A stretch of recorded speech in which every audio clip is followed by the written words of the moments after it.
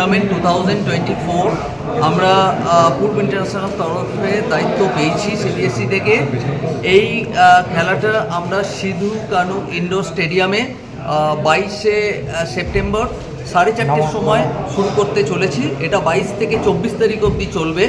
Under 14, under 17 এবং under 19-এর প্রায় 104টে student সোফার এখনও আমি পেয়েছি। 37টা স্কুল এইখানকার অলমোস্ট 11টা স্টেট থেকে এসেছে এবং তারা এখানে বিভিন্ন ক্যাটেগরিতে পার্টিসিপেট করবে।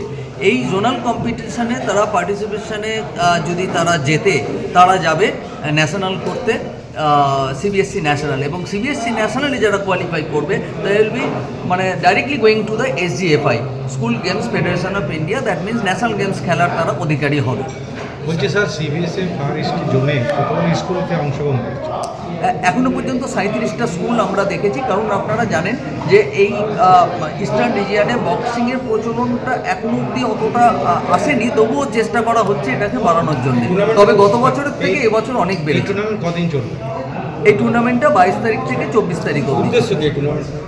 দেখুন, সিবিএসসি গেমস অ্যান্ড স্পোর্ট যে 24টা গেমস নিয়েছে, যে তাদের যাতে একটা লিডারশিপ কোয়ালিটি আসে, বাচ্চাদের মধ্যে যে খেলা থেকে বেরিয়ে গিয়ে এখন মানে শুধুমাত্র মোবাইল নিয়ে ব্যস্ত বা নানানভাবে ব্যস্ত থাকে, তাদেরকে আবার মাঠে ফিরিয়ে আনা এবং তাদেরকে একটা সুযোগ করে দেওয়া, যার মধ্যে অনেক ট্যালেন্ট আছে এই ধরনের খেলাগুলোর মধ্যে তারা এগিয়ে যেতে পারবে এবং দরকার হলে তারা সাই বা NIS-এর কোচিংয়েরও ডাইরেক্ট সুবিধা পাবে এবং তাদের ভবিষ্যতে তাদের সিভিতে অনেকটাই এটা হেল্প করবে। স্যার, আপনার নামটা?